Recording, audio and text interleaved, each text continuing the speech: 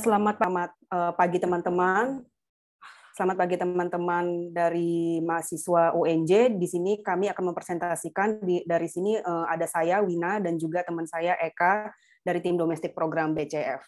Oke, kita langsung mulai aja. Ini waktunya berapa menit ya, Indira? Waktunya 45 menit, Kak. Oke, siap. Terima kasih ya, Indira. Baik, teman-teman, kami langsung presentasikan saja. Oke, Eka, bisa langsung dimulai. Oke, selamat pagi, teman-teman. Di sini Bakri Center Foundation diundang juga oleh rekan-rekan dari Internship Fair Fakultas Ekonomi Universitas Negeri Jakarta. Dan di sini nanti di kampus leader program kami akan jelaskan tempat-tempat magangnya di lembaga-lembaga mitra BCF sendiri. Seperti itu ya teman-teman. Oke, masuk ke slide selanjutnya. Kami paparkan sedikit tentang Bakri Center Foundation ya untuk teman-teman mahasiswa. Bakri Center Foundation ini berdiri sejak tahun 2010 oleh Anindya Novian Bakri sebagai penerus kedua keluarga Bakri. Motonya singkat saja, Building Leaders. Kami ingin mengembangkan pemimpin di Indonesia, menciptakan sumber daya manusia yang unggul dalam mendorong pertumbuhan ekonomi di Indonesia. Program BCF sendiri sebenarnya cukup banyak, tapi yang memperkenalkan nama BCF itu yang pertama kali adalah Bakri Graduate Fellowship. Ini adalah program beasiswa untuk S2. Apakah kami sekedar hanya memberi beasiswa? Tidak. Tapi di BGF ini sendiri, teman-teman penerima beasiswa akan mendapatkan pelatihan-pelatihan kepemimpinan, yaitu di program yang kedua, Leadership Development for Graduate Student. Jadi di sini semua alumni yang menerima manfaat dari Bakri Center Foundation akan mendapatkan manfaat berkepanjangan. Seperti penerima beasiswa tentu akan mendapatkan pelatihan kepemimpinan, juga akan banyak mengikuti beberapa webinar-webinar seperti itu.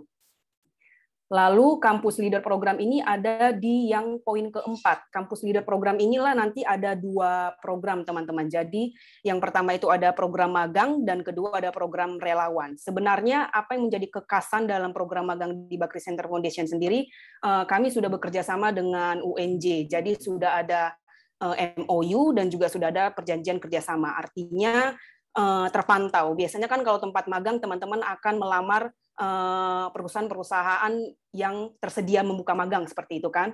Jadi teman-teman urusannya langsung ke perusahaan. Tapi kalau di Bakri Center Foundation kami berkomitmen untuk program magang ini tetap terjalin kerjasama ataupun ada ikatan kerjasama dengan universitasnya agar terpantau dan sesuai divisi-divisi yang teman-teman minati. Oke, saat ini untuk BCF penerima manfaatnya ada 1.613 orang. Yang pertama dari alumni penerima beasiswa, nanti teman-teman juga misalkan berminat S2, bisa juga di sini andaikan sedang dibuka. Tapi saat ini untuk di tahun 2020 memang sementara ditutup dulu untuk penerima beasiswa di BGF. Lalu yang kedua ada LDGS, yakni pelatihan kepemimpinan. Lalu yang ketiga adalah Lead Indonesia. Bisa balik dulu, Eka. Lalu yang ketiga adalah Lead Indonesia. Lead Indonesia ini adalah program yang diinisiasi oleh BCF untuk para pegiat sosial, seperti beberapa NGO ataupun komunitas-komunitas sosial yang untuk isu-isu dalam sosial dan kemanusiaan. Nah, nanti program magangnya akan berhubungan dengan Lead Indonesia ini sendiri, karena nanti interaksinya tidak hanya dengan BCF, tempat yang memberi magang, tapi juga akan berinteraksi dengan lembaga-lembaga sosial yang sudah cukup banyak di Lead Indonesia. Ada 54 fellow kami sebutnya, ataupun 54 organisasi. Lalu untuk kampus leader program sendiri bisa dilanjutkan ke slide selanjutnya, Eka. Nah, ini program magang itu sendiri ada di dalam program Kampus Leader Program. Kampus Leader Program ini sudah ada sejak tahun 2019-2020. Jadi dalam Kampus Leader Program ini ada dua program, teman-teman. Yang pertama adalah program magang yang disebut dengan internship program. Yang kedua ada program relawan atau volunteer for change. Nah, di sini program kami adalah mengembangkan kapasitas kepemimpinan, penguatan empati sosial. Jadi biasanya kalau magang berdasarkan pengertian Kemendikbud adalah untuk praktik lapangan atau kerja lapangan, tapi di sini kami mengembangkan menjadi dua hal unsur penting. Yang pertama adalah kapasitas kepemimpinan dan penguatan empati sosial. Itu makanya untuk yang melamar magang di program Kampus Leader ini, kami mensyaratkan harus pernah mengikuti kegiatan sosial. Lalu apa sih goalnya dari Campus Leader Program ini? Di sini kami ada 4 titik penting. Yang pertama adalah peduli anak dan lingkungan atau pendidikan. Lalu yang kedua gerakan lanjut kuliah. Lalu ketiga adalah pendidikan pendampingan pasien TBC atau untuk perihal kesehatan. Lalu yang keempat adalah untuk kesehatan juga pelatihan uji kompetensi perawat. Nah, objektifnya itu apa sih di Campus Leader Program ini? Kami dalam hal mencapai 3 hal. Yang pertama adalah mendukung program Kampus Merdeka. Kenapa kami di poin nomor 1 ini? Karena nanti BCF di tahun depan rencananya akan menjadi lembaga mitranya MBKM, kalau yang kita biasa buka di situsnya ya teman-teman, di websitenya. Nah, kami juga magangnya akan berencana selama 6 bulan. Tapi saat ini sebenarnya teman-teman dari UNJ sudah ada yang kita terima juga. Yang melamar ada 16 orang, tapi yang kami terima yang sesuai kualifikasi ada 8 orang. Nah, di sini magangnya sebenarnya fleksibel, artinya kalau di sini kami sebut mendukung program Kampus Merdeka atau 6 bulan, tapi jika teman-teman ada yang memerlukan untuk magang SKS, itu bisa dilakukan selama 4,5 bulan. Lalu yang kedua adalah meningkatkan kapasitas kepemimpinan dan penguatan empati sosial. Dan yang ketiga adalah memperkuat peran lembaga pendidikan untuk mengembangkan komunitas gerakan sosial. Oke, selanjutnya ya, Kak. Nah, mitra lembaga sosial inilah yang menjadi tempat magangnya. Jadi, singkat cerita seperti ini. CLP atau Campus Leader Program ini diinisiasi atau diselenggarakan oleh Bakri Center Foundation. Tapi nanti magangnya ada di mana? Bukan di BCF magangnya, bukan di Bakri Center Foundation, tapi magangnya di lembaga mitranya BCF. Lembaga mitra BCF ini adalah lembaga-lembaga yang sudah mendapatkan pelatihan dari LEAD Indonesia yang tadi, yang sebelumnya, untuk para pegiat sosial. Kenapa sih kami melakukan seperti ini? Karena menurut kami magang itu artinya di zaman pandemi ini juga kita harus memperkuat juga peran lembaga sosial seperti itu. Jadi tidak hanya untuk perusahaan-perusahaan seperti BCF ataupun beberapa perusahaan lain, tapi kita lebih fokus untuk menghidupkan dan meningkatkan lembaga sosial sebagai tempat magang. Itulah alasannya mengapa tempat magangnya nanti ada di mitra lembaga sosial. Saat ini, di tahun ini, di 2021 ini, tempat magangnya nanti ada di 2 tempat. Yang pertama ada di PETA, Komunitas Pejuang Tangguh, ini yayasan yang peduli TBC RO. Ya, ini khusus untuk TBC jenis RO atau resistensi obat. Nah, di sini lebih banyak diisi oleh teman-teman UNJ, ada sekitar 8 mahasiswa. Lalu di Benua Lestari Indonesia sendiri, ini adalah yayasan ataupun lembaga sosial yang fokus di bidang lingkungan. Apa sih pencapaian yang diinginkan? Yang pertama adalah program kampung lingkungan, program lembaga sertifikasi lingkungan, dan ketiga adalah pengelolaan 3R berbasis masyarakat. Di sini juga sudah diisi oleh 1 mahasiswa UNJ. Mungkin nanti teman-teman akan berpikir bahwa apakah, mungkin ada juga yang bertanya, apakah kedua lembaga ini sesuai dengan jurusan kami di ekonomi, seperti itu. Mungkin akan ada yang bertanya seperti itu. Di sini kami mau sampaikan bahwa lembaga mitra ini adalah sebagai objek kita gitu. Jadi ini adalah objeknya. Tapi nanti divisinya tetap sesuai dengan minat dan bakat teman-teman. Misalkan di ekonomi nanti ada juga khusus fundraising ataupun untuk program dan pengembangan. Apa sih yang ingin kita capai? Yang kami ingin capai di BCF ini dalam menjalankan CLP atau Campus Leader Program, yang di dalamnya ada program magang, adalah kami ingin mengembangkan 4 hal. Yang pertama kelembagaan, pendidikan, kesehatan, dan ekonomi. Dan kami ingin juga menyampaikan ke teman-teman bahwa mahasiswa-mahasiswa yang diterima di program magangnya CLP ini tidak hanya sekedar mengikuti magang saja. Artinya kami tidak menginginkan teman-teman hanya mengetik, hanya untuk membeli kebutuhan makanan para staf. Kami tidak menginginkan seperti itu. Tapi yang kami inginkan nanti ada 3 hal. Yang pertama adalah riset yang mendalam, artinya teman-teman harus mendalami sesuai dengan divisinya itu selama 1 bulan. Lalu pengembangan program, kami berharap nanti di program magang ini adalah menciptakan atau membuat karya. Itu yang kami inginkan dan kita inginkan juga untuk lembaga sosial dan juga untuk pendidikan seperti itu. Lalu yang ketiga adalah menciptakan karya. Jadi di magang di versi CLP ini kami tidak ingin sekedar praktik lapangan, tapi ada pengembangan empati sosial ataupun kepemimpinan yang dengan mengikuti ada mentor, juga nanti akan ada webinar dan sebagainya. Oke, bisa dilanjutkan Eka.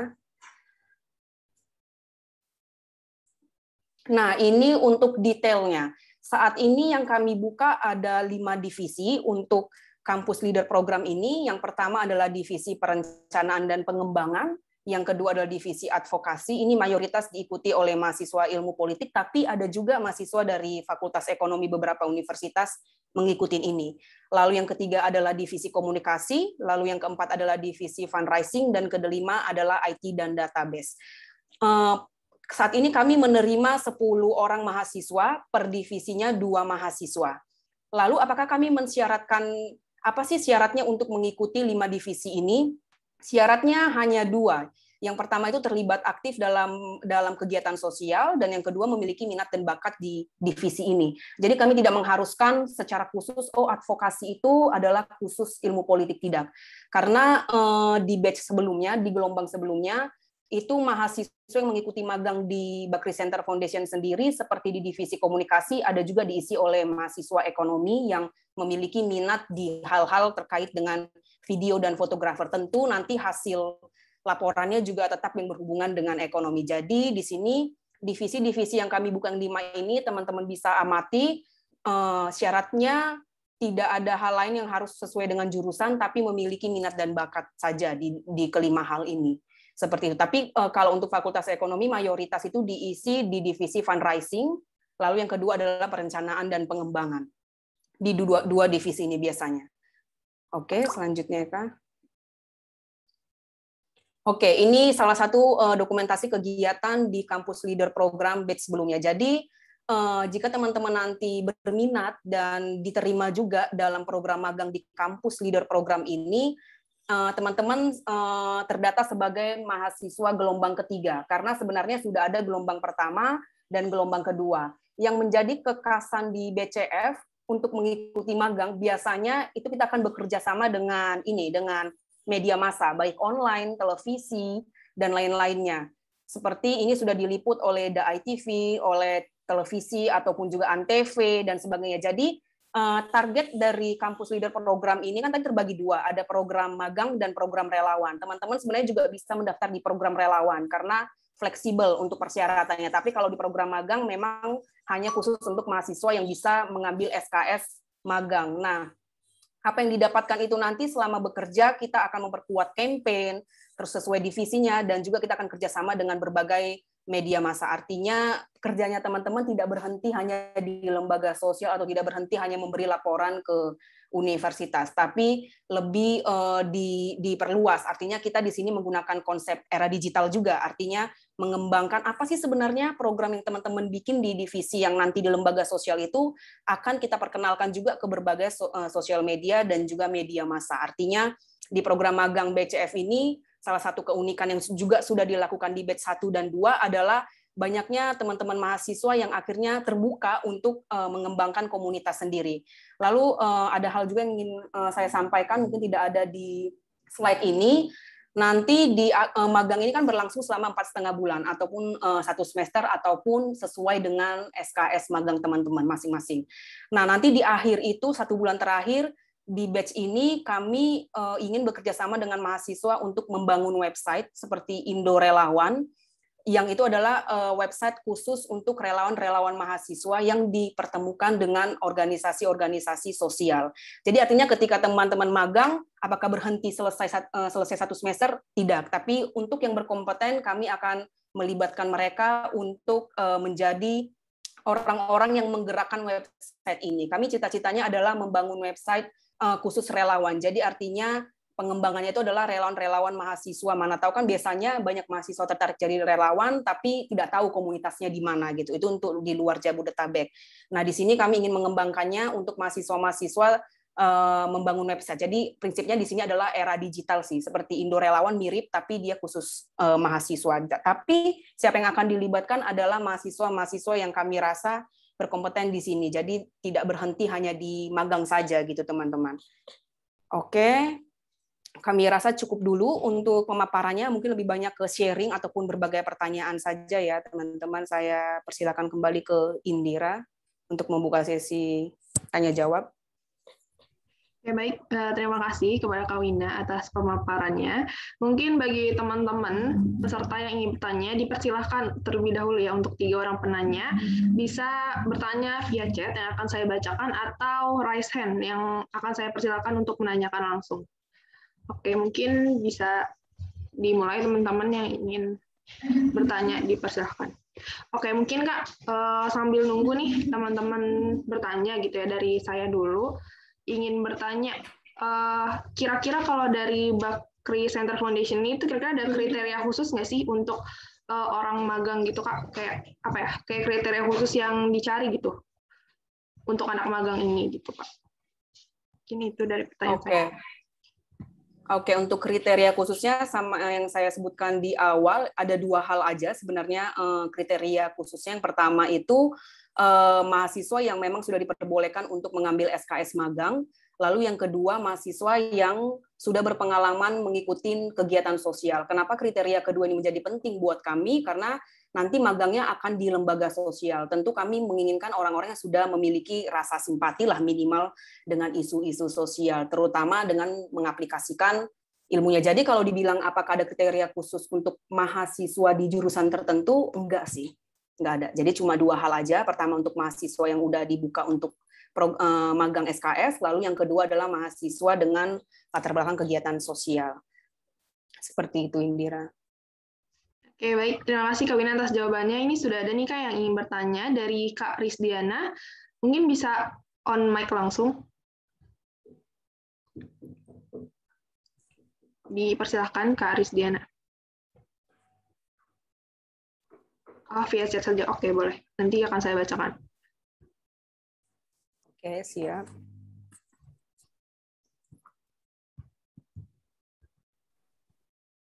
Ya, mungkin kepada teman-teman yang ingin bertanya gitu ya, diperbolehkan via chat.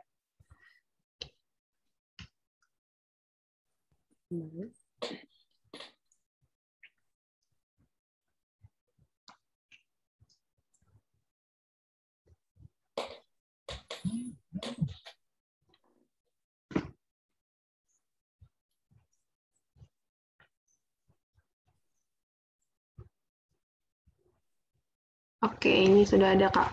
Untuk prodi akuntansi, apakah ada hal spesifik yang dilakukan saat magang yang sesuai dengan prodi yang diambil Kak? Ada atau tidak? Terima kasih Kak. Seperti itu pertanyaannya. Oke, terima kasih atas pertanyaannya. Untuk prodi akuntansi, apakah ada hal yang spesifik dilakukan di sana? Oke, terima kasih. Sebenarnya yang kami buka ada di 5 divisi, dan itu tidak ada ketentuan untuk dari jurusan ataupun fakultas apa, seperti itu teman-teman. Tapi ada yang secara spesifik di fundraising. Di fundraising ini nanti akan ada spesifik untuk mahasiswa-mahasiswa dari ekonomi. Nanti seperti apakah program kerjanya itu nanti akan di sharing juga dari lembaga mitranya seperti itu. Saat ini sih yang kami buka adalah Peta dan Benua Lestari Indonesia. Untuk prodi akuntansi saya rasa sih di situ tetap ada. Saat ini ada mahasiswa juga yang bertanya hal yang sama. Itu dari mahasiswa di luar UNJ juga yang sama, dia dari prodi manajemen juga bertanya apakah ada secara spesifik dipelajari di sana. Nah, uniknya di sini adalah nanti kita sharing dulu program seperti apa di lembaga mitra tersebut, dan teman-teman juga bisa sharing sebenarnya kebutuhan apa ataupun hal apa yang ingin diperdalam dari jurusannya gitu. Jadi nanti pasti akan ada hubungannya secara spesifik di program studi masing-masing. Karena apa? Karena nanti juga kami akan melibatkan dosen pembimbing. Jadi nanti ada pemantauan dari dosen pembimbing, misalkan saat ini mahasiswa sedang mengembangkan untuk studi di kasus A, untuk khusus prodi akuntansi. Nanti itu bisa dikolaborasikan dengan lembaga mitra. Jadi apakah ada secara spesifik? Pasti ada, tapi tetap berdasarkan bimbingan dosen dan juga kesepakatan dengan lembaga mitranya. Seperti itu. Oke, baik. Terima kasih Kak Wina atas jawabannya. Semoga Kak Risdiana pertanyaan terjawab ya. Oke, mungkin dari teman-teman ada lagi yang ingin bertanya? Dipersilakan boleh di kolom chat atau mau on mic langsung. Oke, mungkin kita sharing-sharing dulu aja ya Kak, sambil nunggu peserta bertanya gitu. Nah, kalau dari Kak Wina sendiri nih, kira-kira kan Kak Wina tuh udah udah kerja gitu ya di BCF ini, udah di Bakri Center Foundation. Kira-kira apa sih benefit yang Kakak dapat gitu di Bakri Center Foundation ini? Oke, ini untuk secara saya sebagai staff ya. kalau dari BCF sendiri sama seperti pekerjaan pada umumnya yang sesuai dengan undang-undang, tentu kita mendapatkan dari hal materi, itu yang pertama. Dan tentu hal materi ini pun sesuai dengan posisi kerja kita, misalkan kita sebagai staf ataupun sebagai bidang apa itu ditentukan. Lalu yang kedua sih benefit dalam mitra kita. Nah, ini yang menurut saya cukup unik di BCF sendiri karena lembaga mitranya sudah cukup banyak tersebar di seluruh Nusantara. Jadi saya mendapatkan banyak mitra-mitra dan kenalan-kenalan. Karena kalau sebelumnya saya memang seorang reporter jurnalis TV ya, juga cukup mendapatkan banyak mitra dengan narasumber. Tapi kalau di BCF lingkupnya lebih ke secara spesifik organisasi sosial. Karena kan BCF tadi dia khusus kepemimpinan dan empati sosial. Jadi kita mendapatkan benefit bekerja sama dengan lembaga-lembaga ini. Selain lembaga sosial, sebenarnya benefit di BCF itu mungkin teman-teman juga akan berpikir hal yang sama karena teman-teman UNJ yang mendaftar di gelombang sebelumnya juga berpikir hal yang sama, itu adalah mendapatkan benefit kerjasama dengan kelompok usaha Bakri lainnya. Jadi seperti banyak hal seperti dari khusus di bidang mineral, khusus di bidang sumber daya alam, ataupun industri, kan itu kan semua ada banyak di kelompok usaha Bakri. Jadi kalau misalkan saya memang fokus di isu-isu sosial, tapi kalau misalkan ada yang berminat untuk gabung ke yang lain, bisa juga di bidang itu. Seperti teman kami juga, misalkan dia di BCF sendiri, tapi karena dia memiliki kemampuan yang berhubungan dengan internasional, dia bergabung dengan perkumpulan kelompok usaha Bakri di taraf internasional. Oh ya, sedikit mau memberitahu juga, benefit di khusus program magang ini, sudah ada satu mahasiswa yang kini bekerja di BCF juga, gitu. Tapi dia pun sebenarnya masih menyusun skripsi. Jadi tapi sudah kami terima sebagai staf di BCF. Jadi menurut saya benefit ini mungkin sama seperti di perusahaan lain, tapi karena kami di sini menerima mahasiswanya tidak banyak gitu. Jadi kami bisa memantau kinerjanya sehingga yang kami anggap layak bisa kami tempatkan di beberapa kelompok usaha Bakri ataupun di BCF sendiri. Seperti itu, Indira. Oke, baik. Terima kasih Kak Wina. Terus saya juga punya pertanyaan lagi nih Kak. Kira-kira apa sih yang membedakan Bakri dari perusahaan lainnya? Kayak ciri khas Bakri itu sendiri itu apa? Oke. Mungkin ini ya, yang membedakan Bakri Center Foundation dengan foundation lain, mungkin gitu ya. Karena kalau dibilang dengan perusahaan lain, tentu Bakri Center Foundation ini sebenarnya lembaga ataupun yayasan gitu. Tapi kalau pembedanya dengan yayasan lain apa? Kalau kami ini pencapaian SDGs 2030 di 4 fokus. Yang pertama ada pendidikan, kesehatan, dan lingkungan, dan juga isu sosial. Jadi kami fokus di sini.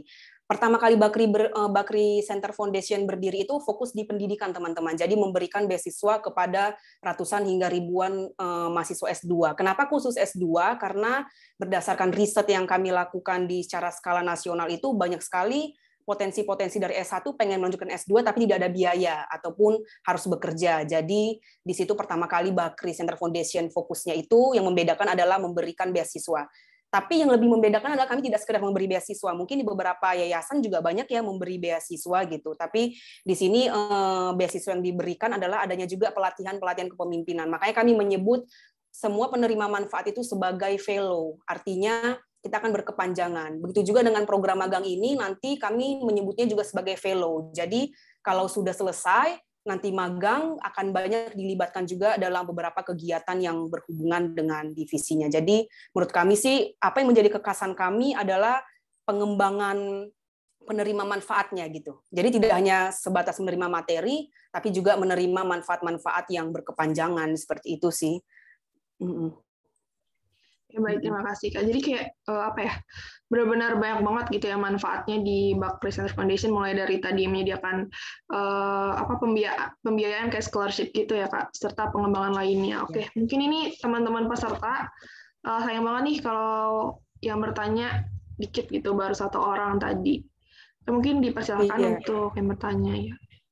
Mumpung ada narasumbernya langsung gitu. Oke, mungkin masih pada malu-malu nih Kak. Mungkin apa ya? Nanyanya masih mau nanti nih apakah boleh gitu Kakak share gitu sosial media, entah itu Instagram atau apa gitu yang bisa dihubungi gitu. Oke, tadi kalau di itunya sih di presentasinya sebenarnya di akhir udah ada kontak person kami, ada saya dan juga Eka. Nanti teman-teman bisa menghubungi, ya biasanya memang malu-malu ya bertanya di awal, tapi sebenarnya di presentasi ini sengaja kami tidak mencantumkan banyak hal. Sebenarnya pasti akan banyak lagi ditanya kapan mulai magangnya, lalu WFA atau WFO, itu kan sebenarnya juga banyak sih. Tapi nanti biasanya akan ditanya melalui kontak person ini. Tapi saya sedikit menjelaskan aja bahwa nanti kapan mulai magangnya ini adalah di akhir Agustus, sekitar tanggal 26 Agustus, dan saat ini sudah diisi oleh sekitar 15-20 mahasiswa yang sesuai dengan kualifikasi. Dan melalui internship fair ini kami akan buka lagi untuk 10 mahasiswa, masing-masing 2 mahasiswa per divisi. Tapi bisa juga kami mengambil lebih dari 2 gitu loh, asalkan sesuai dengan kualifikasi nanti melalui tahap wawancara dan juga tahap pemberkasan. Jadi yang pertama ada pemberkasan, yang kedua adalah wawancara, seperti itu sih. Mungkin kan belum ada yang bertanya seperti itu ya. Lalu seperti WF atau WFO saat ini lebih banyak di WFH, karena lembaga mitranya sendiri pun tidak berani untuk langsung ke kantor gitu loh, membuka peluang untuk orang datang ke kantor, apalagi masih di tengah PPKM, seperti itu sih. Oke, baik. Terima kasih Kak Wina atas jawabannya gitu. Jadi kita sama-sama tahu nih di sini di sesi ini kita tahu mengenai Bakri Center Foundation. Mungkin teman-teman yang tertarik gitu dan ingin bertanya bisa nih menghubungi Kak Wina via email di wina.simanjuntak@bcf.or.id atau melalui WhatsApp nih. Ini WhatsApp kan ya Kak? 0852 515 0086 ya. Bagi teman-teman yang ingin bertanya nih tentang Bakri Center Foundation, terus tadi udah dijelasin ya mulai magangnya kapan, terus WFH atau WFO udah dijelaskan juga. Mungkin mau nanya lebih spesifik nih, itu bisa nanti ya menghubungi kontak Kak Wina. Oke, mungkin untuk sesi kali ini sudah dicukupkan saja ya Kak. Terima kasih kepada Kak Wina dan Kak Eka selaku perwakilan dari Bakri Center Foundation. Saya Indira selaku moderator. Minta maaf gitu sebesar-besarnya kalau terdapat kekurangan dalam acara kami. Saya ucapkan terima kasih, selamat siang, selamat beraktivitas. Oke, mungkin sebelumnya kita bisa foto bersama dulu ya Kak. Oke, mungkin teman-teman ya, yang bisa on cam, yuk dipersilakan untuk on cam. Untuk teman-teman, ada Kak Prisdiana tadi yang bertanya, terus kemudian ada Kak Haya, Kak Rizka, Kak Enja, Kak Duyanti, Kak Fani, dan Kak Yusnia. Oke, mungkin ada lagi yang mau on cam? Yuk.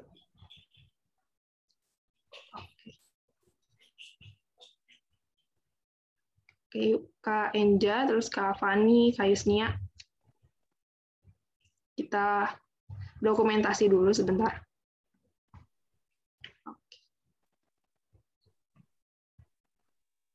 Oke, mungkin ini aja Kak yang on ya.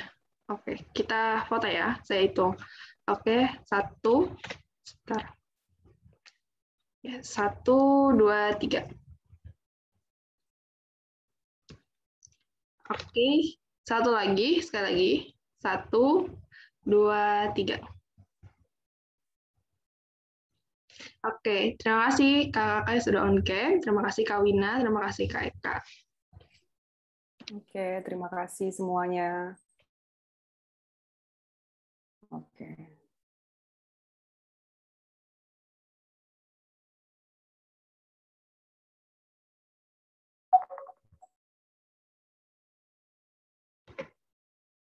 Kepada teman-teman peserta, dipersilakan untuk kembali ke room utama ya. Terima kasih. Jangan lupa untuk isi link evaluasi.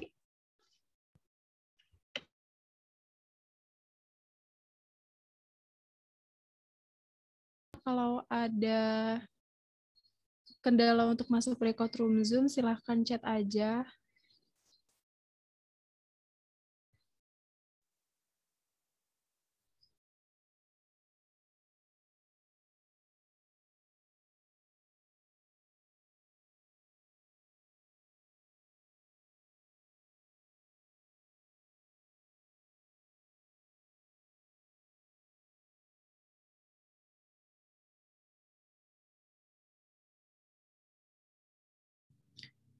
Indira, sorry, ini balik ke room utama karena udah selesai atau gimana ya?